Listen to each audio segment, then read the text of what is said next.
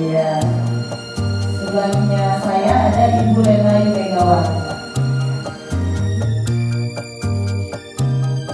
Assalamualaikum warahmatullahi wabarakatuh. Waalaikumsalam warahmatullahi wabarakatuh. Wassalatu wassalamu ala asyrofil anbiya'i wal mursalin wa ala alihi washabbihi ajmain. Sebelumnya saya terima kasih kepada Bu Yuni, Bu Retno ya telah memberikan kesempatan kepada kami untuk saya lebih menyebutkannya sharing gitu, sharing ilmu ya yang dari kami yang kami pelajari di perkuliahan. Bismillah ya Bu, semoga nanti bisa bermanfaat untuk kita aplikasikan dalam kehidupan. Nah, adapun yang ingin kita sharing pada hari ini adalah memahami cara belajar anak usia dini.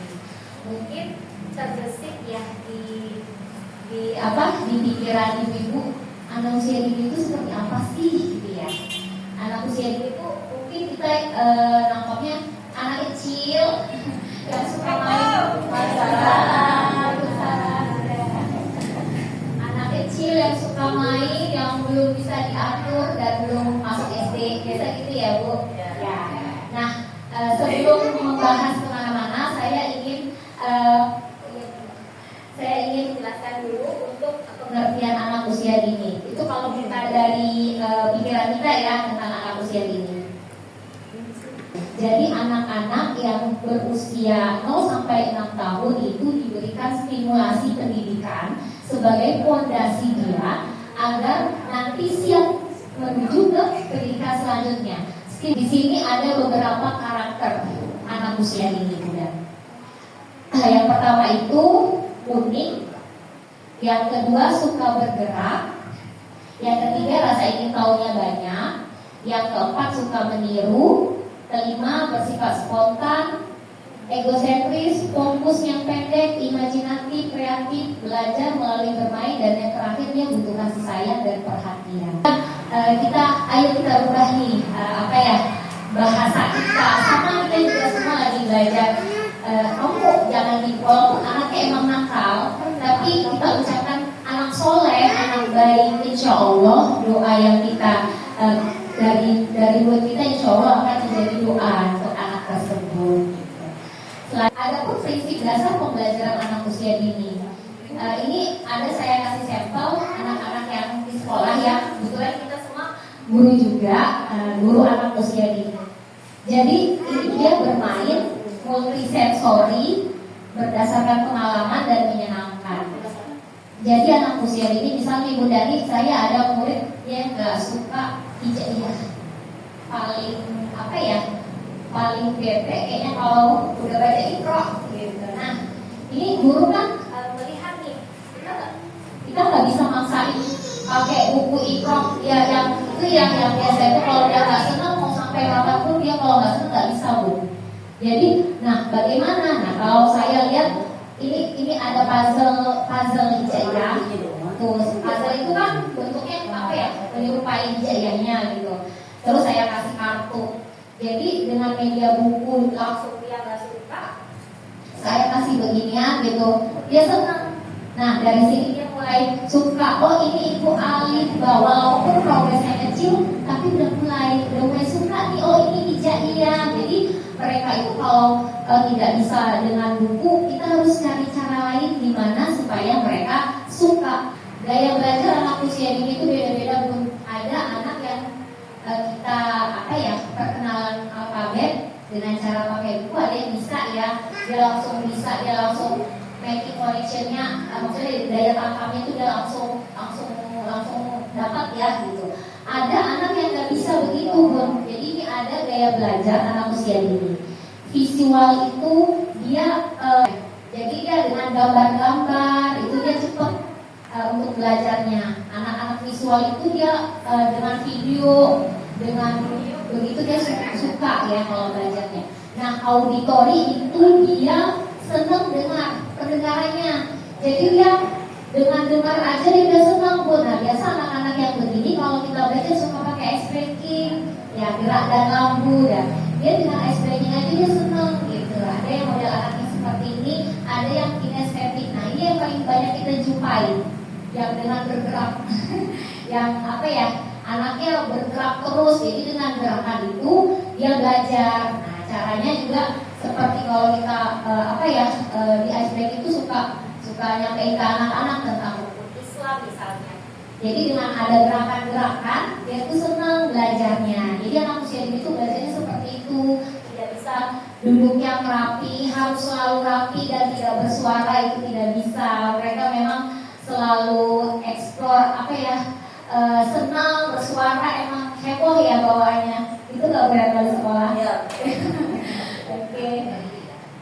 Jadi ada faktor-faktor juga yang mempengaruhi belajar anak usia dini. Di antaranya lingkungan, kesiapan belajar, minat dan bakat anak, interaksi dengan orang dewasa, dan aktivitas stimulasi anak usia dini. Nah, Bunda untuk memaksimalkan seluruh perkembangan anak usia dini itu kan ada 6 aspek yang memang harus kita beri stimulasi agar mereka tumbuh baik ya.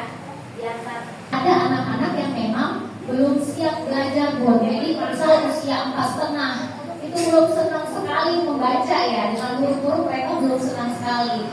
Ketika kita ajak dengan bermain dan memang usianya sudah cukup, mereka akan siap untuk belajar. Dan minat dan bakat anak. Kita lihat juga mereka anak-anak itu kadang memang ada yang senang di belajar buku, ada yang senang cuma menggambar doang, ada yang guru ya yang senang menggambar aja. Aku nggak suka nulis itu, aku suka mewarnai dulu lah, ada ya anak-anak. Jadi kita misalnya nggak suka nih huruf sama angka, maunya gambar terus. Nah, kalau kita ibu guru pasti coba deh hurufnya ada di gambar, misal gambar apel, dia kan senang mewarnai. Kita kasih nih gambar apel, di atasnya huruf A. Nah, dengan begitu dia akan mengenal, oh iya ini huruf A ya, jadi ini nanti diwarnainya. Dari situ dia bisa mengenal gitu, Bu. Lanjut lagi interaksi dengan orang dewasa. Nah, itu seperti yang di awal saya sampaikan, bagaimana interaksi dengan orang dewasanya. Kadang kan anak usia dini itu banyak nanya, kadang kita kalau lagi nggak mood dia nanya terus kan, ada bete juga ya. Tapi kalau bisa misalnya dia nanya terus jangan sampai membuat dia stuck. Udah sih banyak banget pertanyaan adik gitu ya. Kalau memang lagi capek atau Bunda belum bisa menjawab, diberikan kata-kata yang baik saja. Oke, saat ini mama sedang lelah, nanti kalau mama udah ini mama lanjut lagi ya, itu bisa. Atau misalnya Bunda belum bisa jawab, karena kan dia kenapa ada api, kenapa ada ini, dan supaya terus-terusan nanya. Kalau udah nggak tahu jawab, nanti mama cari dulu ya di Google, nanti kalau udah tahu mama sampein gitu. Jadi jangan sampai udah sih nanya-nanya mulu, kamu nggak berhenti mah gitu kan. Jadi kalau upayakan bahasa kita yang baik, jadi dia juga nggak langsung nggak langsung nanti dia gara-gara itu ngomong nggak dimarahin gitu. Jadi dia tidak percaya diri. Lanjut baik. Nah, ini tahap perkembangan usia dini. Ya, ini istilah yang anak usia dini itu memang suka bergerak. Katanya kan sebelum belajar biasa kalau di gurunya sih suka tuh ya ada gerakan-gerakan dikit, Bu, seperti pemanasan. Nah, itu apa, Bu, untuk memicu. Pernah kan kita sering dengar kerja otak dipengaruhi kerja otot. Jadi ketika anak-anak itu belum mau bergerak, jangan harap otaknya akan berkembang. Dia harus gerak dulu, banyak gerak. Ketika geraknya banyak, itu akan menstimulus otaknya berkembang. Jadi anak-anak yang diam itu biasanya belum mau ngomong, apapun gak mau, itu karena dia jarang bergerak. Anak usia dini itu memang kita harus banyak gerak supaya menstimulasi kerja otaknya. Selanjutnya akan disampaikan rekan saya untuk melanjutkan. Silakan Bu Eva. Kita percepat saja ya Bu. Jadi setelah yang Bu Citra sampaikan, apa yang tadi tentang pembelajaran anak usia dini di sekolah. Jadi cuma dengan cara yang menyenangkan kita ubah. Yang tadinya anak-anak datang membaca terus menulis, habis itu selama sejam terus pulang tanpa ada stimulasi yang lain. Sedangkan anak-anak usia dini itu bukan hanya yang stimulasi membaca dan menulis. Anak-anak usia dini itu panca inderanya itu semua harus distimulasi, dari cara dia meraba, dari dia melihat, pendengarannya, rasanya, pengecapnya, itu semua harus distimulasi. Kenapa? Karena itu efeknya itu bukan hanya jangka pendek, tetapi jangka panjang. Kita menstimulasi pembentukan karakter anak itu adanya di usia dini. Bukan anak SMP atau sudah SMA itu dibentuk karakternya, itu sudah susah ya Bu. Kita justru membentuk anak-anak usia dini itu di saat ini nih. Anak usia dini ada tanpa sadar kita ke anak kita sendiri, omongan orang tua kita zaman dulu suka secara refleks ya Bu. Spontan kita mengeluarkan kata-kata yang orang tua kita zaman dulu keluarkan. Itu kenapa? Karena ingatan anak usia dini itu ada namanya lidik di dalam otak paling belakang itu merekam semua kejadian. Jadi di sekolah itu memang sebenarnya bukan hanya belajar membaca dan berhitung saja, tetapi semua aspek. Memang berat ya Bu, apalagi kita guru-guru PAUD, tuntutan dari orang tua, tuntutan sekolah selanjutnya, karena di lingkungan kita ini memang SD-nya itu dituntut harus sudah bisa baca dan menulis. Kita nggak bisa memang samakan dengan yang di luar negeri, karena pemerintah kita juga kan maunya kita mengikut ke sana, tapi kan kenyataan di lapangannya berbeda ya Bu. Jadi kita caranya nih kita juga yang dituntut sama orang tua di lingkungan. Bagaimana caranya gurunya harus kreatif, orang tua di rumah juga harus kreatif. Bagaimana caranya, inilah peran guru dan orang tua diusahakan ya Bu ya. Jadi kita itu kan dititipin anak, bukan anak itu nggak bisa milih orang tuanya ya Bu, begitu. Kita juga nggak bisa milih anak. Jadi kita sebisa mungkin kita mengeluarkan atau usahakan untuk anak-anak kita yang terbaik. Jadi peraturan guru dan orang tua yaitu memberikan stimulasi yang tepat. Kita memberikan stimulasi yang tepat itu seperti apa? Kita tuh nggak bisa samakan semua anak rata dengan kemampuan mereka. Anak-anak itu ada yang perkembangannya terlambat, ada yang anak 5 tahun tapi tantumnya masih anak 2 tahun yang suka mukul-mukul temannya. Itu kenapa? Karena stimulasi di umur yang tadi sudah dijelaskan Bu Citra, yang di umur 0 sampai 2 harusnya dia sensori, tapi karena apa-apa misalnya ngeberantakin mainan dilarang orang tuanya, itu dia akan nagih Bu.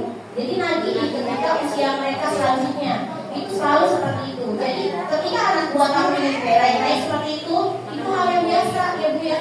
Kita biarkan, tapi tetap kita beri pijakan. Apa yang terjadi jika naik-naik seperti itu. Jadi kita perkenalkan seperti itu, bukan ya langsung dilarang jangan. Bu, di sekolah main-main aja anaknya. Misalnya kita kata orang tua murid, di rumah juga main-main Bu, kan.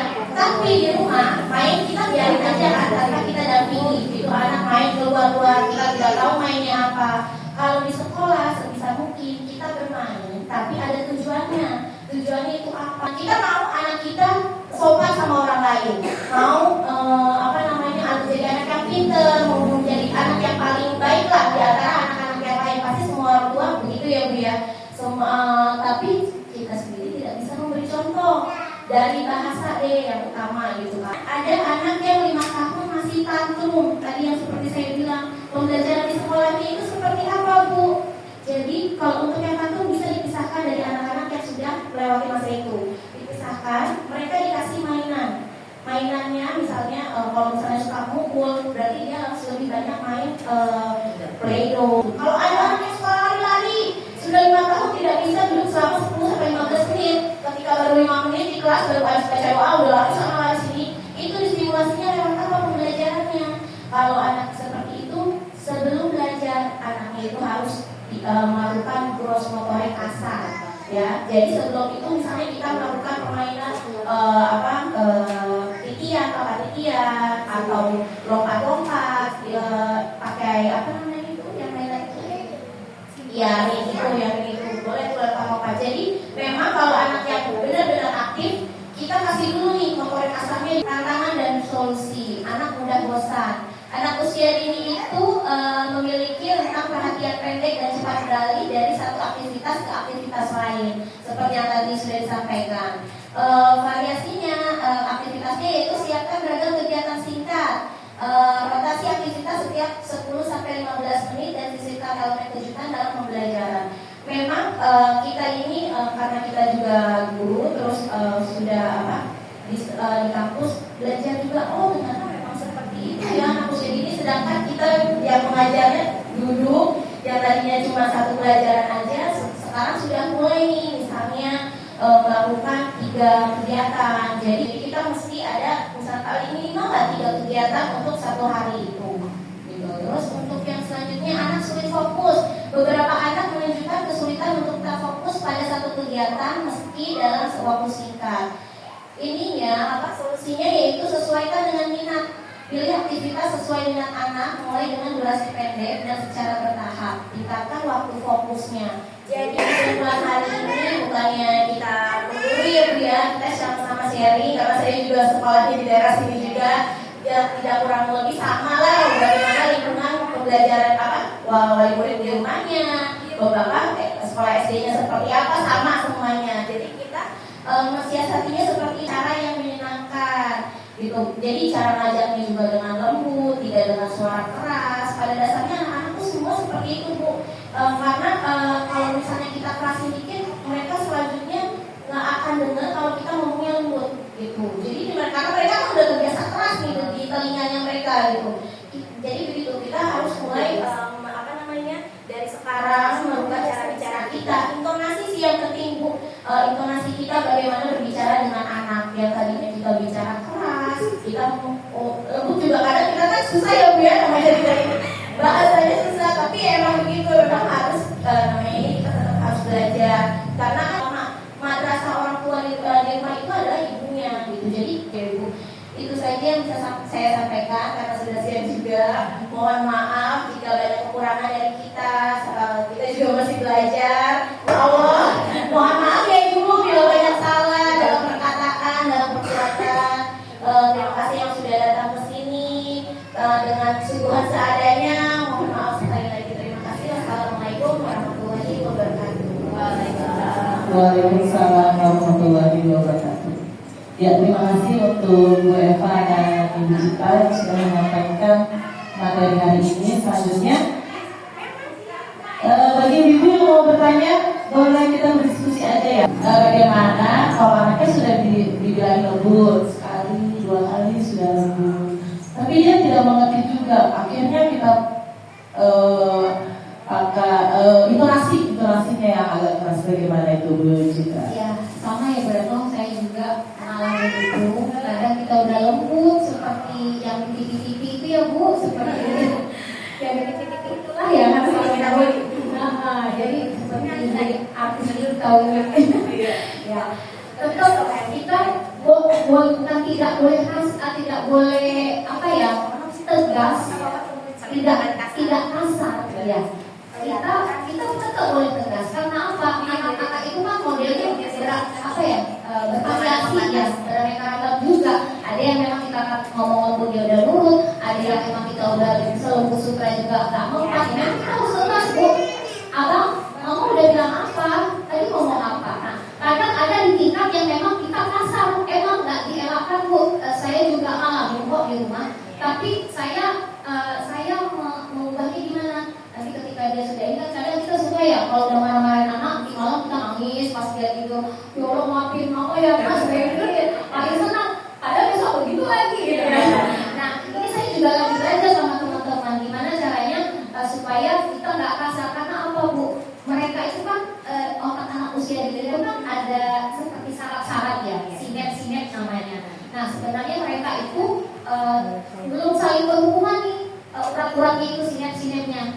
kita bentak aja itu udah keputus, Bu. Itu keputus saraf-sarafnya. Kalau dia keputus, udah bisa kita bayangkan dia itu making connection-nya, daya tangkapnya akan lemah.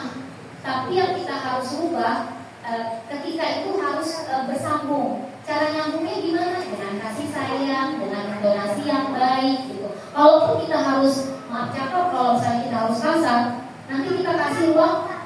Nah, maksudnya kita kalau saya sama anak saya ayo abang sini abang, saya jelasin. Mama marah seperti itu karena apa? Kalau kamu begini, ajarannya begini, mama marah. Itu karena apa? Mama sayang sama abang. Jadi saya kasih apa ya? Kasih pemahaman. Kenapa mama harus seperti ini? Setelah itu walaupun dia udah awas, kadang kan kesel ya udah dimarah, mau saya lagi. Oh enggak, jangan pegang karena gitu kan. Saya tunggu. Yang biasa saya lakukan, maaf ya nak, maaf mama sayang sama abang. Awal-awal kita ngelakuin itu kayak ih lucu ya gitu, canggung gitu. Tapi Bismillah sih Bu, tapi saya terapinya alhamdulillah lama-lama itu dia nurut. Awalnya memang lingkungan ya sangat mempengaruhi sekali teman-temannya. Makanya kita memang harus menerima kita main sama siapa gitu ya. Dan saya melakukan juga misalnya anak berulang-ulang dibilang nggak dengar. Saya ada apa ya melakukan ini yang ala saya aja sih sebenarnya. Saya suka baca doa tuh kita kan masak ya di rumah, masak nasi, waktu cuci beras itu saya selalu doain ya Allah lembutkan hati anak saya, semoga dia selalu dilindungi, mau dengar. Kadang kan ada dia masa-masa yang memang nggak mau dengar orang tuanya, memang mau dengar teman-temannya gitu. Jadi saya sambil cuci beras, saya doain pakai bahasa Indonesia aja nggak apa-apa. Kalau yang sana-sana lebih bagus ya. Jadi saya bahasa Indonesia aja, sebutin nama anak kita lengkap gitu. Saat bimbingnya juga boleh. Jalur langit ya? Iya, pakai jalur langit saya tulis. Kalau memang benar-benar bohong, ya memang masih perkataan yang mau membolak-balikan hati kan. Allah ya, kita berusaha terbaik. Kita lagi lipat bajunya, Bismillah, anakku mudah-mudahan nurut ya Allah, dengar kata mama bapaknya, jadi anak soleh. Padahal pada saat itu dia belum soleh. Bismillah Bu, insya Allah kita kalau istiqomah untuk anak dan didik dia, saya merasa ini yang pelan-pelan berubah gitu. Sama kok, saya juga merasa. Jadi saya udah ngelakuin seperti ini. Alhamdulillah pelan-pelan ada perubahan. Walaupun kecil kan kita alhamdulillah ya oh dia udah nurut, oh dia udah isi gitu. Itu sih Bu yang bisa yang saya lakukan. Jadi tetap kita boleh tegas, tapi kita supaya dia nggak ingat kasarnya kita ya. Kan kalau anak itu kan, mama kemarin pukul aku gitu. Kita peluk aja lagi, kita kasih pemahaman. Maaf ya nak, mama ngelakuin kayak gitu karena mama sayang sama abang. Jadi kalau mama nggak begitu, mama biarin abang, dampaknya apa? Kejadiannya apa? Kita terangin aja Bu. Setelah itu habis itu kita rangkul lagi. Jadi dia kalau disayang itu biasa anak-anak dulu, walaupun pada sebenarnya kesel dia, tapi oh iya mama sayang ya ternyata. Dan waktu dia tidur juga di ubun-ubunnya sholawat itu, selalu saya lakuin. Insya Allah dengan seperti itu saya yakin ya anak itu pasti berubah. Ikhtiar kita juga mendidik dia. Mungkin seperti itu ya. Setelah berbagi ilmunya di sini aku berpengalaman dan saya pun mau bertanya bagaimana kalau untuk yang tadi saya dengarkan emang kita itu kayak di apa ya guru TK itu seperti ada tekanan ya Bu dari sekolah-sekolah yang lain seperti SD atau SMP. Ya, tapi saya juga Bu banyak testimoninya ke guru-guru SD maupun MP. Bagaimana lulusannya dari PAUD, ya kan? Terus untuk karakternya, kalau yang seperti itu mungkin mereka juga perlu bimbingan juga kali ya menurut saya. Yang ditanyakan itu sama guru-guru yang sekolah SD atau M itu anaknya pintar, udah bisa nulis, anaknya pintar, udah bisa baca, lulusan dari PAUD, udah Islam gitu ya tuh. Nah, bagaimana Bu kita untuk melatihkan anak-anak itu memproses atau stimulasi merangsang anak-anak jangan dulu langsung realistum ya Bu ya. Nah, gitu. Dan ada lagi satu lagi ya Bu, bagaimana cara mengatasi anak yang pendiam. Nah, perkembangan dari bahasanya itu harus kita waspadai. Nah, untuk di sini ibu-ibu ya, saya mewakili ibu bagaimana cara mengatasi anak yang pendiam. Terima kasih. Diubah cara belajarnya. Bukan nggak boleh anak usia ini diterapkan kalistung. Boleh, nggak apa-apa. Tapi dengan cara yang menyenangkan. Jadi caranya diubah. Dia harus dikasih kegiatan yang menguatkan motorik halusnya dulu. Misal seperti meremas, kegiatan meremas, atau gosok-gosok. Nah, kita kan ada ya jihad bersih ya kan, ada tuh gosok-gosok lantai. Kasih Bu gosok-gosokan itu kuat nanti lengannya. Dengan kegiatan kita stimulasi dulu Bu, jangan ayo nak tangan ibu guru ikut gitu, akan solusi dong. Jangka waktunya pendek, besok ibu guru pegangnya dong lagi dan kita gitu terus. Jadi Jumat bersih, ayo Mbak, kita anak-anak yang kurang motorik halusnya, abang itu bersih dulu, gosok-gosok itu kuat tuh. Atau ada chat-chat apa ya yang nggak pakai lagi kan ada hal itu ya Bu. Jadi mereka main chat-chatan, ada kita sediain deh tempatnya. Ayo, dia senang banget. Nah dia bolak-balik gini, itu kuat Bu. Gak berapa lama nanti dia mau nulis seperti itu. Jadi kita lihat dulu ini masalahnya di mana, motorik halusnya nih bermasalah. Berarti kita kasih kegiatan yang biar menguatkan motorik halusnya. Nah kalau saya selalu berusaha cari dia di mana senangnya. Jadi saya coba berbagai cara, mencoba berbagai metode Bu, gimana supaya anak ini senang. Karena kalau dia udah senang, dia happy, itu dia cepat belajar apapun. Tapi ketika dia dengan perasaan tertekan, takut salah, kayak stres, itu gak akan bisa. Mau kayak gimana pun kita jejak gak bisa. Jadi itu sih kalau yang saya lihat ya, yang saya alamin seperti itu. Tapi kalau kita istiqomah terus melakukan kegiatan itu Bu, dia akan besok-besok mau nyoba dikit, udah mau bergerak. Dari situ udah mau gerak itu, dari situ dulu pemicunya. Gak bisa langsung kita apa ya, tadi mau ngomong ya, biar ngomong banyak. Dari situ dulu, karena dari gerak itu akan memicu perkembangan yang lainnya. Jadi memang dia harus mungkin juga di rumahnya jarang olahraga juga sama orang tuanya. Jadi memang dia nonton diam gitu aja ya, pasti dia tidak akan banyak kosakatanya. Jadi kalau saya di sekolah saya kasih kegiatan cross motor, bisa bermain apa ya, anak-anak kan senang main karet ya, nggak harus di lapangan, di sini juga boleh. Ayo kita lompat-lompat dulu dengan variasi, itu kan senang. Pertama dia akan lihat nggak mau kan, tapi lama-lama kalau kita istiqomah buat kegiatan itu dia senang. Dari situ dia nanti akan bergerak, mulai percaya dirinya mulai berkembang, udah gerak kan, udah ngasih stimulus nih otaknya. Dari situ dia akan bermain dulu, udah mulai berani percaya diri. Dari situ biasanya yang saya perhatikan anak-anak di sekolah udah mulai dia mulai ibu aku mau nanti, walau belum sempurna ya, tapi udah ngomong semata-mata gitu.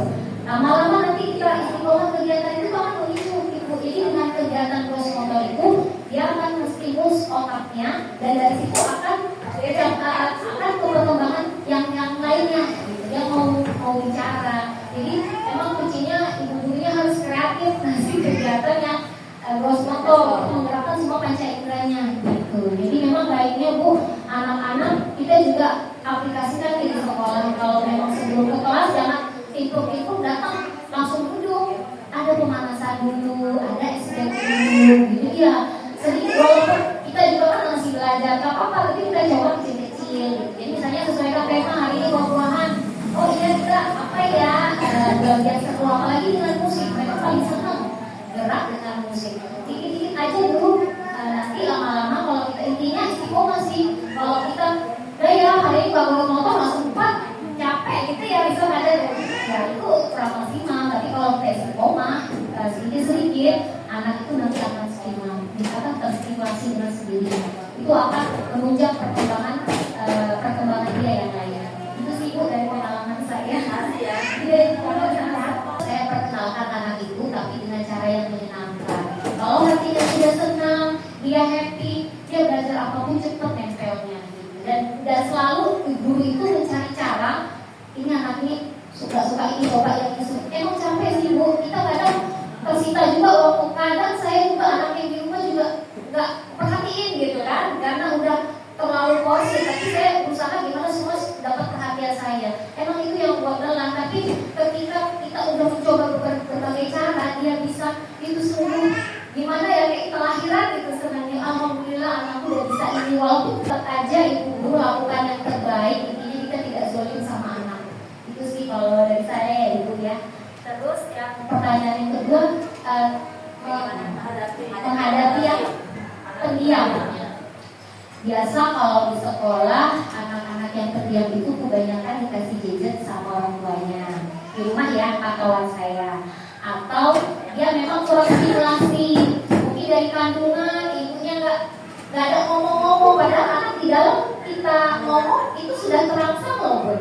Misalnya, Ade hari ini mama mau kesini, baik dia, itu sebenarnya udah rangsang. Jadi kalau orang tuanya yang diem aja Bun itu sama anak, nggak ada komunikasi, pasti anaknya nggak banyak kosakata. Makanya saya juga ini wali murid saya emang dia ngomong sendiri. Saya ada panggil yang pertemuan, udah iya Bu, emang saya nggak banyak ngomong sama ayahnya di rumah. Jadi caranya kalau saya di sekolah itu saya selalu buat aktivitas kelas motor dulu sebelum pembelajaran. Sebentar aja, yang simpel aja, nggak usah yang itu, karena juga saya dalam sama teman-teman di sekolah, sama mereka juga lagi proses belajar ya, kita nggak bisa ngitungin yang mungkin yang seideal-idealnya, tapi saya mencoba perlahan-lahan kecil dulu. Saya coba buat kegiatan cross motor yang menggerakkan tubuhnya. Anak yang biasanya sudah dikasarin, terus kan sampai itu udah terbiasa dikasarin kan, dan selama bayinya tuh sampai kalau jatuh luka aja nggak mau bilang, sama malah trauma kayaknya. Kalau dia sama kali ini gitu mau balik punya bersepeda, mau cerita, mau ini. Terima kasih kepada Bapak. Siapa tadi Pemana Bisa ya? Pemana Bisa. Baik Pemana Bisa, saya coba jawab ya Bu. Ini juga kemarin ini dosen saya pernah cerita, ada anak seperti itu ya. Dia terbiasa oleh orang tuanya. Kalau orang tuanya kadang dia misalnya sama neneknya seperti itu gitu. Memang itu agak susah Bu nyalinya, tapi itu harus dilakukan secara berulang. Jadi kita memang sebagai orang tua harus lebih ini karena itu dia menyerap Bu. Dia dengan cara kita dengan kasih sayang itu memang harus sibuk, maksudnya dirubah semuanya. Jadi ketika dia jatuh lagi kita tanya baik-baik. Memang kita tadi kenapa di sekolah, kenapa nggak ngomong gitu. Jadi bahasanya kita mesti rubah gitu. Setelah dia selesai misalnya ganti baju, dia udah relax, udah makan, udah apa, baru nih misalnya lagi nonton atau lagi apa, kita nanya pelan-pelan. Tadi mama dengar, tadi katanya jatuh, kenapa nggak ngomong, jatuhnya kenapa? Kita tanya tuh alasannya kenapa. Mungkin awal-awal dia akan canggung bercerita. Biasanya kalau anak dengan kekasaran dia sulit untuk namanya terbuka dengan orang lain gitu. Jadi dia nantinya lama-lamanya akan mendem ya diam. Nah itu dia, kita memang mesti stimulasi tiap hari, nanya dia keadaan dia setiap pulang sekolah itu rutin Bu, harus rutin. Terus ketika dia mau tidur gitu, ini anaknya umur berapa ya? Udah kelas 5 SD. Nah memang kalau udah agak besar agak susah ya Bu, karena apa? Kita pun dia kadang sudah nggak mau ya Bu kalau anak udah segini gitu ya. Tapi dia tetap, apalagi laki-laki ya Bu agak susah. Tapi tetap kita nih mulai saat ini, misalnya dia mau tidur, kita datanglah samperin dia. Walaupun misalnya kita nggak nemenin dia tidur, memang sudah tidak boleh ya Bu, kita sebagai perempuan bisa diwakili juga oleh ayahnya Bu. Ini sebagai peran orang tua kan bukan hanya kita ya Bu yang mendidik anak kan. Kita aja kadang ayahnya susah diajak berkomunikasi ya, kita kerjasamanya susah. Tapi untuk memulihkan anak mendingan sekarang Bu, mumpung masih 5 tahun, ketika dia SMP udah semakin sulit lagi. Nanti pemulihan itu zaman sekarang kan sangat-sangat ya Bu, wow banget gitu. Apalagi nanti kalau misalnya kita tidak dari sekarang nih mumpung masih SD kelas 5, ibu kerjasama sama ayahnya. Karena anak laki-laki itu ketika sudah dewasa itu perlu butuh figur ayah juga gitu. Biasanya kalau anak kita juga kurang perhatian dari ayahnya, nggak ditanya keadaannya sama ayahnya gitu.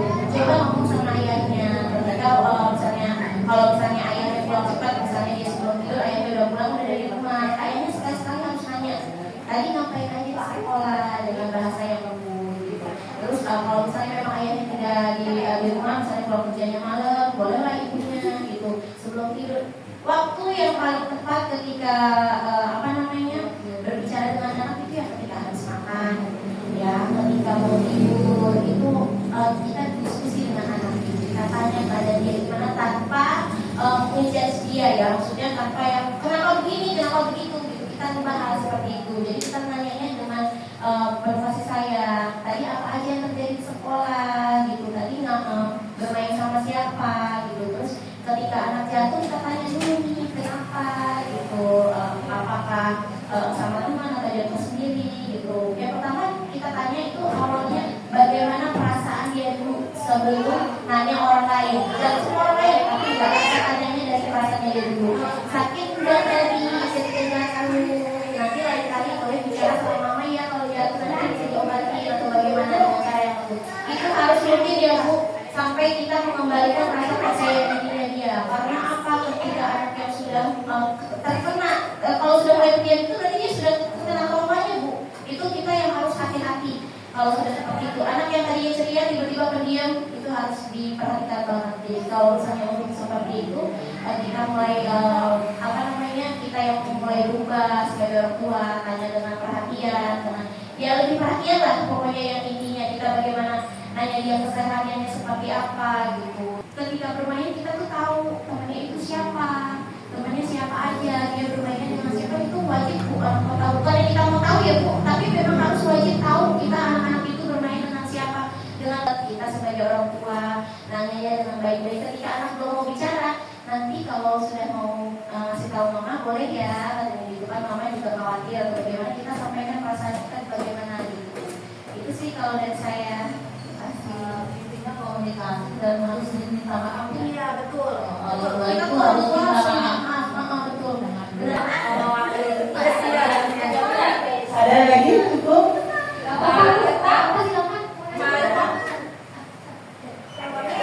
Ayo tanya aja apa-apa. Assalamualaikum warahmatullahi wabarakatuh. Waalaikumsalam. Kebetulan anak saya juga laki-laki ya Bu. Tapi masya Allah Bu. Curhat saya. Saya kan 9 tahun, tapi kadang masih tanggung Bu. Gini. Ayo ngaji. Tapi aku ngaji tapi beli ini. Beli anak yang banyak nuntut. Tahu Bu. Apa begini kan udah gede, udah mau berapa sempat. Mau naik kelas 5. Terus pokoknya apa aja yang beli hadiah. Harus dikasih hadiah gitu baru mau. Kadang aku sama bapaknya juga udah pindah ngomong ngajinya cuma ditakut-takutin gitu.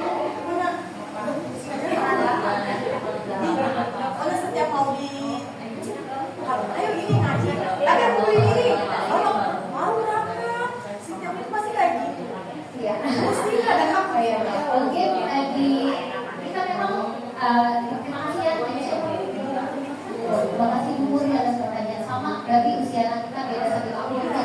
Ya, tapi mungkin kebiasaan memberikan gift itu udah dari kecil atau gimana? Sebenarnya mau kenal lingkungan lain yang Jadi selalu ya. Selalu. Nah, itu dia tuh anak usia dini kita gitu. Jadi sesuatu yang sudah dibiasakan itu dia terus. Jadi emang seharusnya boleh kita kasih apresiasi sama anak, tapi harus ada bijakan. Jadi kalau saya sama anak saya juga wajar ya, semua orang tua pasti seperti saudara ya dia mau oke. Tapi saya selalu kasih bijakan, abang, mama itu beli seperti ini bukan berarti nanti kamu kalau apa minta mama kasih enggak ya gitu. Ini istilahnya bolehlah sekali-sekali. Jadi dikasih keterangan juga sama si anak waktu di awal ya. Di awal kalau mama berarti ini besok-besok apa berarti harus minta lagi. Jadi karena udah dia ngerasa udah biasa kan juga kalau kayak gini bakal ini dapat gitu. Jadi dia ya karena udah di awal sebenarnya caranya kalau saya ngadepin anak-anak yang seperti itu. Tapi ayah sudah dilibatkan. Sudah dilibatkan. Tapi gak apa-apa sama guru ngajinya. Biasanya kalau anak kita menghadapi anak yang kayak gitu, kita harus ada tahu dulu nih. Anak ini takutnya sama siapa nih? Kita komunikasi dengan orang itu. Itu cara takutnya. Karena itu udah terlanjur. Tadi misalnya karena dari awalnya misalnya besok puasa ya, nanti setelah puasa biasanya dibikin ayam bakar. Itu sebenarnya nggak boleh. Kita harus kasih tahu kalau puasa itu kewajiban, bukan untuk mendapatkan hadiah. Gitu. Jadi itu yang tadinya anak yang tidak ngerti bapak dapat hadiah, bapak dapat hadiah. Jadi maunya maunya tuh nuntut aja gitu. Jadi ketika itu akan terus kayak gitu. Jadi itu mesti dilakukan seperti yang saya sampaikan. Orang tua itu tidak boleh kalah dengan anak gitu. Itu yang saya sampaikan. Karena ketika ibu akan nuruti terus gitu, bukan berarti mengangkat dia tidak boleh bermain, bukan ya Bu. Kita harus tetap kasih batasan. Seperti misalnya bermain itu ada waktunya. Ada yang anak zuhur aja masih di jalanan, masih lari-larian. Itu tidak boleh ya Bu. Ada yang anaknya cuekin, jam 12 siang masih lari-larian tapi nggak disamperin sama mamahnya. Itu aku kadang suka miris. Kenapa? Anak itu nanti terbiasa sampai dewasanya, sampai SMP-nya, sampai ketika dia bekerja. Itu akan mempengaruhi ketika dia bekerja juga. Gitu. Misalnya berantem sama teman-teman kerjanya itu akan terbawa Bu. Itu karena dari kecilnya terbiasa seperti itu. Solusinya itu tadi. Kalau misalnya ini kita tanya dulu ke guru ngajinya, itu makanya kita itu harus komunikasi dengan guru sekolah, orang tua itu ya harus komunikasi dengan guru sekolah, harus guru ngaji, guru les misalnya. Kalau misalnya ini kita komunikasikan dengan guru les, ini anak ini seperti ini, kita komunikasikan. Kalau minta tolong Bu, kayak misalnya ada nih murid aku, Bu tolong bilangin ya Bu supaya jangan main HP gitu misalnya, karena dia misalnya nanti takut dengan saya gitu. Kita sampaikan Bu, biasanya memang seperti itu gitu. Kita harus tahu anak itu kan nggak paham kalau misalnya kita lagi nggak ada uang saat ini gitu kan. Anak itu kan maunya harus ada gitu kan. Itu yang kita harus ubah Bu. Kita sebagai orang tua membatasi itu. Kita yang harus tegas dengan dia gitu. Biasanya anak-anak itu lebih dengar gurunya. Walaupun ibunya guru ya, tapi dia butuh bimbingan orang lain itu pasti.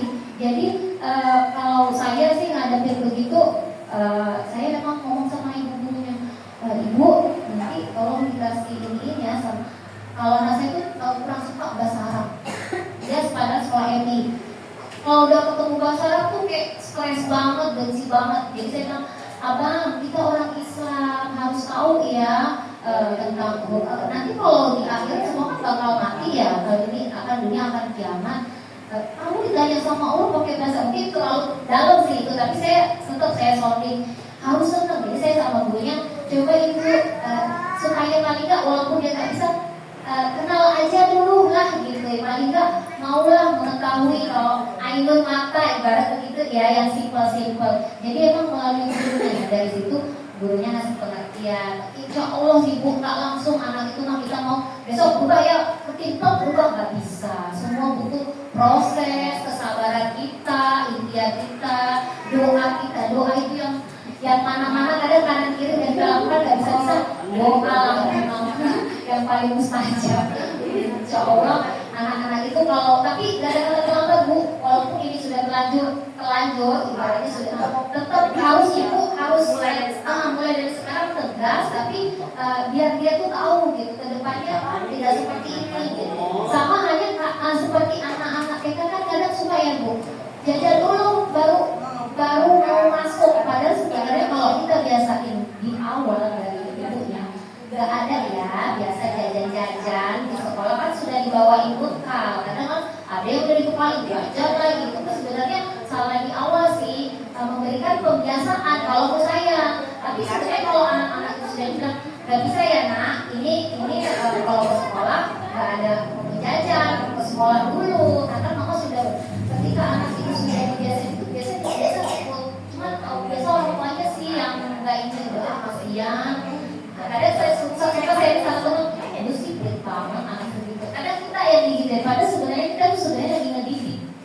Kadang itu sih tantangannya ya yang saya lihat di lapangan seperti itu. Sebenarnya mereka tuh bisa dikasih pembiasaan yang bagus di awalnya gitu. Tapi kita kadang suka legal juga ya sebagai ibu juga. Udah pasti aja gitu. Pasti aja. Padahal sebenarnya kalau mereka udah biasain, mereka akan ikut tuh. Oh dia nggak biasa jajan-jajan, nggak biasa beli es. Mereka akan cari cara supaya nggak diturutin. Iya. Kalau mereka udah nggak ini, mereka akan bullying. Anak tuh seperti itu tuh. Jadi itu gimana? Biarin aja tahu. Biarin Misalnya ketika dia dibiarin aja, mau bully ya, mau nangis, mau apa? Iya, tetangga, Buni kenapa sih anak dibiarin aja? Hantu. Padahal kita lagi ini gitu, ya. Ketika dia udah diam, kita bukannya ngomelin dia. Iya. Ketika dia diam, kita jangan ngomelin, tapi kita tanya, udah capek nangisnya, udah Iya. ini gitu. Kita 9 tahun gitu. Ya memang seperti itu. Berarti Kan dia kalau orang karena anak laki-laki sama perempuan beda. Iya, beda. 9 tahun gitu kan. Iya, anak laki-laki kan 9 tahun masih jadi Iya, benar. anak usia didinya belum selesai. Terus Tuntas kayaknya. saya dulu Bu, anak saya tuh kalau ngamuk kan dibikin sama tetangga tuh satu ya. Dia tuh kaki apa ya kayak nendang-nendang itu saya sampai Berisik didatengin. jadinya gitu. Iya, dulu kan masih kontrak ya di Serpong Garden. Itu saya sampai didatengin. Sebelah saya orang tua udah ganggu ya. Jadi didatengin sampai bilang, kamu bisa nggak ngedidik anak kamu? Sekolahin ih biar nggak nakal. Masya Allah, saya baru dari Medan ya, perantauan tiba-tiba kayaknya langsung kena sabar petir rasanya gitu. Cuma saya tahu gini juga, saya pendatang ya. Tapi saya tetap minta maaf ya Ibu. Iya anak saya kemarin lagi ngamuk. Iya saya nggak bisa tidur, saya kan udah tua sampai diomelin. Tapi tetap Bu, saya gimana ya tidak bisa. Sebenarnya ibu itu nggak paham mungkin ya anak-anak itu ada tantrumnya, ada begininya, tapi mungkin dia udah kesel nyamperin saya tetap minta maaf sama orang itu. Tapi kalau anak saya lagi begitu sih saya biarin dulu, biar tuntas aja gitu. Dan beri Biar tuntas.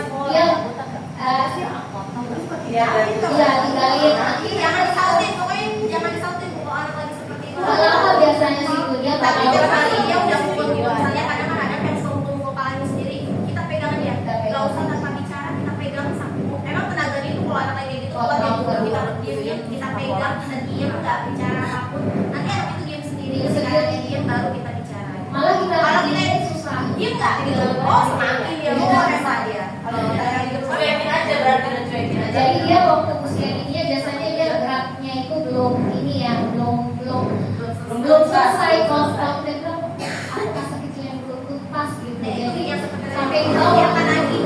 Mau di umur berapapun dia akan nagih. Ini 9 tahun ini misalnya ibu tetap biarin tanpa kita iniin, dia nanti SMP begitu lagi bu, nagih. Ada waktu dia pernah lihat ada anak yang waktu kecilnya tuh apa aktif banget, ketika SMP-nya jadi anak yang pendiam, yang kalem, Karena ada tuntas gitu. itu udah bebas. Memang awalnya itu anak-anak sih gitu. Benar, ada anak yang justru waktu kecilnya pendiam, itu kenapa udah gedenya kok malah begini ya, anak saya ya. kecilnya dia nggak mengalami itu. Jadi geraknya selalu ke belakang ya. Dia nanti ketika nanti dia gedenya gitu, itu selalu seperti itu bu, nggak bisa kita, itu memang sudah secara alami, kita nggak bisa iniin. Ya itu dia kalau sudah SMP udah itu kita udah susah agak iniinnya, mengontrol mereka itu udah agak susah. Jadi mumpung masih sebenarnya kalau anak usia dini itu kan kalau memang dari 0 sampai 8 tahun gitu kan. Jadi kalau misalnya 9 tahun masih ini harusnya sudah harus kontrol, kita tetap harus iniin, karena kalau enggak dia terlewat batasnya sangat jauh nantinya kebiasaannya. Jadi sih. Semoga jadi apa yang bisa jadi apa pengalaman kita bisa di ya. Oke Ibu, gimana? Oh iya, Ya, boleh, sorry Mbak. boleh dong ya. Enak ya saya nanya daripada kan pada yang nanya dia apa?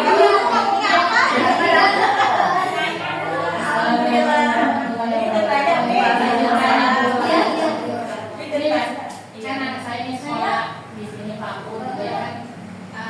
Zaman dia umur 2 tahunnya itu kan apa saya cerai gitu ya. Nah, jadi dia itu sama bawahnya yang mungkin kasih jajan apalah gitu kan, asal dia diam gitu kayak saya kerja dan gitu ya. Nah, sekarang itu udah dia mulai lagi yang waktunya yang tadi diceritain itu waktunya dia bermain apa umur 2 tahun itu sekarang berarti. Nah, itu kan suka nangis kalau apa misalnya disuruh nulis, suruh apa sekolah. Nah, saya suka bilang, ada ayah, nanti dia takut, boleh nggak itu ditakut kan?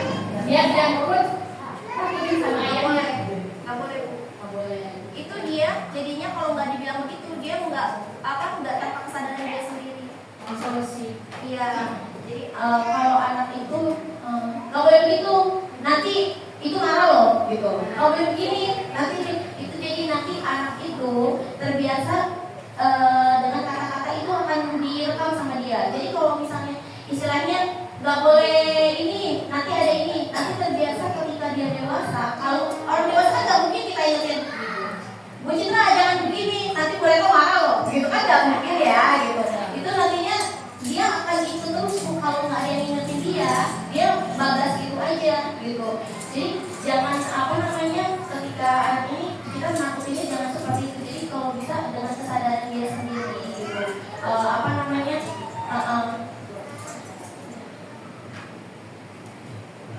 Nah, tadi ibu bilang anaknya nanti apa? Maksudnya kan umur 2 tahun ini kan waktunya belajar misalkan tadi motorik apa gitu kan. Ya, juga sedangkan yang 2 tahun kemarin dia kan mesti dikasih HP aja. Dikasih HP aja, benar. Nah, sekarang namanya kerja ya. Sekarang dia tuh udah punya adik juga, kasih sayang saya gitu ya, mungkin kurang kasih sayang juga gitu ya. Nah sekarang tuh Nabi kalau nggak dibilang nanti ada ayah loh, nggak mau nurut. Kalau saya sih dirubah aja sih Bu, nggak usah begitu lagi mengancam kan, ibaratnya kita dia nanti kalau nggak dibegituin dia nggak takut. Coba diberikan pemahaman ibu, kita sebagai ibu, Kak nggak bisa dong kayak gitu. Coba kamu ngelakuin itu nanti di mana? Kalau kamu main HP terus, kalau saya nih tantangannya gadget ya benar. Karena yang pertama yang kedua itu emang beda. Yang pertama itu emang terpapar sekali dengan gadget. Saya masih Bu, coba aku di sini kenapa mama sampai marah begitu? Saya kasih ke video anak-anak yang terlalu lama main HP. Misal, kamu lihat ini yang di YouTube ini semua kenyataan loh. Kalau kamu nggak bisa dibilangin, kamu mau nggak mata kamu kayak gini? Itu saya ngasih bukan nakut-nakutin dia, biar dia paham gitu. Nih, kalau kamu nggak bilang kenapa mama marah? Ini kejadian, ini nggak bisa dibilangin. Bangun tidur lihat HP, habis itu udah berapa jam dilarang ngantuk, emang kan efek-efek kalau udah ngantuk. Nah, nggak selain itu sifatnya seperti ini sama orang tua melawan. Ini makanya kelihatan ya di video itu pengalaman kejadian orang yang sudah mengalami hal-hal yang tidak menyenangkan. Saya situin, kamu nggak mau ini, saya kasih keterangan gitu. Jadi saya berusaha gitu memperlihatkan dia kalau kamu nggak, kenapa mama gini, kenapa mama marah, karena apa? Kalau kamu nggak jelas kamu jadi kamu mau nggak gitu. Jadi saya tampil itu, iya nggak mau, kadang kan memang sekali 2 kali dia nggak ini, anak-anak tuh bukan langsung melek. Ada yang iya mah takut, ada yang begitu, ada yang mama perasaan mama aja, mama lebay, ada gitu ya. Tapi coba kita tegas dalam arti kamu kenapa semua mama kita terangin, kenapa kita berbuat begini. Kadang kan kita capek ya nerangin kayak gitu, kadang kita udah capek. Tapi cobalah Bu, kita harus seperti itu gitu. Alasannya kita jelasin sama dia. Walaupun sebenarnya kita lagi kondisi capek, pulang kerja lagi kan harus jelasin kayak itu terlalu lama. Tapi ya itu Bu, harus kita sempatkan waktu kita untuk menjelasin hal yang seperti itu sama dia. Jadi dengan begitu dia akan tahu, oh iya mama ya. Jadi kita bukan nggak boleh marah sama anak, boleh tegas tapi tetap dengan kasih sayang gitu. Jadi anak itu insya Allah akan nurut gitu. Terima kasih. Ada lagi? Maksudnya? Boleh ya. Satu lagi Assalamualaikum warahmatullahi wabarakatuh. Waalaikumsalam warahmatullahi wabarakatuh. Jadi pertamanya saya mau cerita dulu Bu. Ya. Sebelumnya anak saya itu kelakuannya baik. Setelah dia punya adik, sebelumnya dia belum pernah tantrum sama sekali. Dari umur 1 sampai 3 tahun dia adalah adiknya nih. Setelah itu dia jadi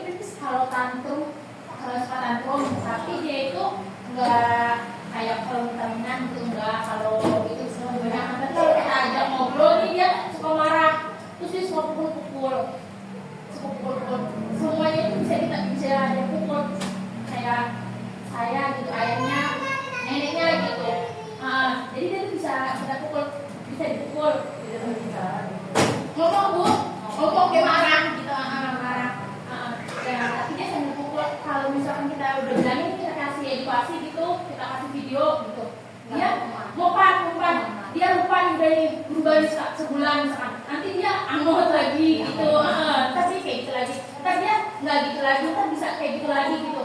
Itu makanya Bu, faktornya yang pertama apa yang bisa bikin kayak gitu, karena kan tadi yang udah saya dengar itu sistem motoriknya dari 2 tahun itu kan bagus,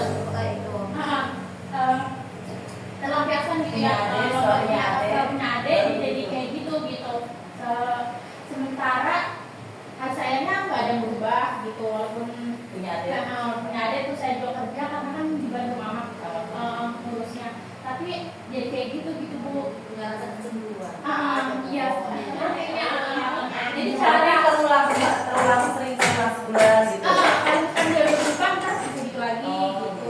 Jangan anak-anak Stabil ya. Terus sekolah kalau ini jadi sabar-sabar ya. Ngajarinnya adik sama kakaknya jaraknya mungkin berapa tahun? 3 tahun, 3 tahun. bedanya. 3 tahun. Kalau sama berarti kayak seperti kayak juga ya. Jadi disitulah memang kita butuh apa ya, istiqomah terus membimbing anak-anak itu Bu, memang perlu berubah. Karena apalagi umurnya masih sama-sama Masih banyak masih tahu ya, masih masih dia tahu yang pentingnya masih punya adik. memang seperti itu Bu, itu alami. itu alami juga. Jadi di situ ada pendampingan orang tua dan guru yang selalu terus ngingatin dia. Ada kita udah capek berbuih juga ngomong ntar gitu lagi ya, di situ peran kita bermain gitu. Kita tetap ngasih arahan, abang ini seperti ini. Ya besok kalau saya sih, saya lihat anak saya lebih ngarah kemana. Jadi saya kasih kegiatan yang ini Bu, dia lebih suka apa ya, yang kayak olahraga gitu ya. Jadi saya kasih peralihannya ke kegiatan olahraga yang dia senangin. Insya Allah sih biasa kalau dia udah meluapkan tuh kesenangan hatinya. Biasa itu stabil sih. Jadi kalau ada naik turunnya anak itu. Ya, jadi kalau mainan yang rakit-rakit Bu. atau yang olahraga yang dia senang boleh Misalnya dia yang dengan buka pasang itu mengalihkan pukulannya dia itu ke situ gitu. Jadi dia mau mengeluarkan emosi dia itu lewat situ. Biasanya sih gitu caranya, solusinya. Kalau misalnya memang dia ini tantrumnya berulang, memang kalau anak usia dini itu memang berulang Bu. Makanya kita tiap hari itu memang kalau anak usia dini supaya dia ingat, kita memang pengurangan berulang. Makanya di sekolah juga ada namanya pembelajaran pembiasaan, namanya pembiasaan pagi kita baca surat pendek. Itu memang anak-anak usia dini itu memang capek Bu.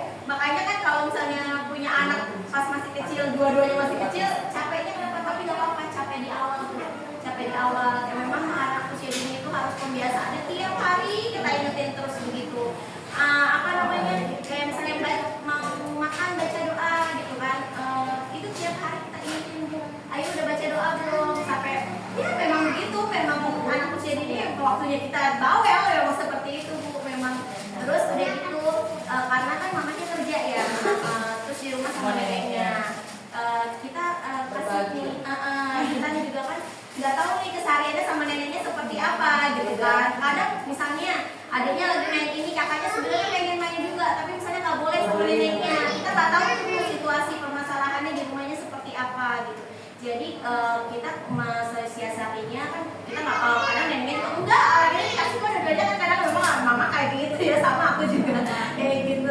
Jadi solusinya seperti itu, kita kasih mainan dengan cara kakaknya itu dikasih mainan yang bukan pasang, mau itu Lego atau puzzle, itu dia mengalihkan kumpul-kumpul orang gitu caranya. Kalau sih Mendidik anak jangan ada pihak ketiga. betul. Jadi dia minta lingkungan. Kalau ketika misalnya neneknya lagi marahin kakaknya nih, mamanya jangan ngebela, diem dulu gitu.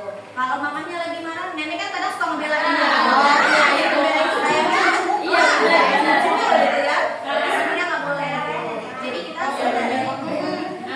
Kebetulan saya juga kan ada mama di rumah gitu, jadi kita kasih informasi ke neneknya. Ketika saya sedang nasihatin anak, neneknya diam dulu gitu. Jadi jangan ikut campur, jangan dibelain cucunya gitu. Jadi kalau kayak gitu terus anaknya akan remaja ke neneknya, itu nggak akan begitu. Jadi karena kan apalagi kalau mama bekerja, kita nggak bisa ngawasin anak setiap hari.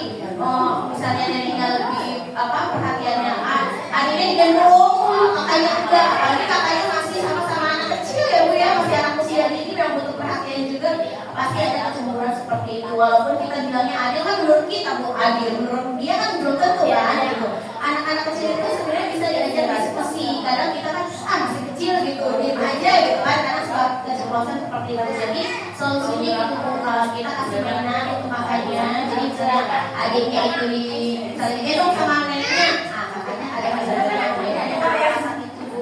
Jadi kalau misalnya Lego itu kan dia bisa membentuk segala macam. Jadi ketika dia main, dia membentuknya di situ, jadi dia teralihkan emosinya itu dari adiknya.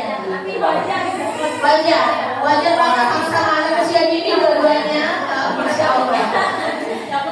Wajar. Pikir apa ini mau dibawa ke psikolog gitu. Wajar ibu, jangan ya. Kalau kecuali dia yang satu kakaknya udah 10 tahun, tapi taruhnya masih pukul-pukul begitu baru bisa mungkin pendampingan gitu. Apalagi yang mau misalnya sampai bullying-bullyingan yang kelihatan itu tegangan gitu, masih anak-anak di usia dini barunya. Jadi usia dini dari saya udah 9 atau 10 tahun itu saya ngasih dia anak dia yang sama ya yang apa ya fisik itu bisa juga. Atau gitu kalau memang ibu yang ini sama orang kaya bisa kita itu diskusi mungkin itu nggak enak juga ya itu sama ibu kita kalau kami berdua kan kita juga nggak bisa ibu kalau saya ngatur kan enak juga kan ngapain gitu. Kalau saya sih biasanya ke sama anak itu di kamar berdua dia lagi posisi abang tinggal sama nenek begini mama ada aturan sama mama aturannya gini. Kalau nenek begini saya kasih keterangan Bu, kalau mama tidak suka gini biasa mama gini, kalau nenek begini kamu harus gimana. Ya udah ikut mama, jadi ada ruang kita sama anak saya jelasin sama mama aturannya mama sudah di rumah, kalau kamu tadi cari harus pulang lagi jadi kita kasih pengalaman sama anak saya jawab sama mama aturannya gini, kalau nenek itu nggak bisa jadi dia berapa mereka biasa sama aku itu kayak kadang kita nggak enak juga ya bilangnya orang tua banget. Jadi anak kita kasih pemahaman, kita kasih ruang diskusi mama aturannya seperti ini dan abang harus ikutin. Kalau masalah dia kadang baik dan besok itu wajar ibu, itulah memang anak bisa jadi seperti itu. Makanya butuh pendampingan tetap dari orang tua dan ibu gurunya agar dia bisa bertumbuh baik terus gitu. Mungkin dari kita itu ya gitu pendapat dari kita. Sangat senang sekali ya Bu Retno, ya Allah. Iya. Sekali ya Allah. Jarang-jarang. Jadi kita juga apa yang sudah dipertanyakan itu sharing, kita sharing pengalaman yang kita temuin di semua ngalamin gitu. Cuma kan karena kita pendidik yang setiap hari ketemu anak berbagai tiap tahun modelnya beda-beda. Jadi alhamdulillah bisa sharing bareng-bareng di sini bersama sekali. Sudah tidak ada yang bertanya lagi?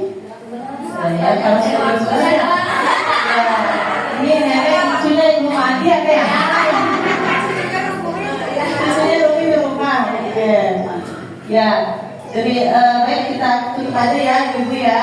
Demikian rangkaian kegiatan parenting untuk Darul Islam pada hari ini. Semoga materi yang disampaikan memberikan manfaat dan dapat diaplikasikan dalam pendampingan belajar anak di rumah. Marilah kita tutup dengan membaca alhamdulillah yang bersama-sama. Alhamdulillahirabbil alamin. Saya sebagai pembawa acara dan rekan kami mengucapkan terima kasih kepada ibu yang sudah hadir di acara parenting hari ini.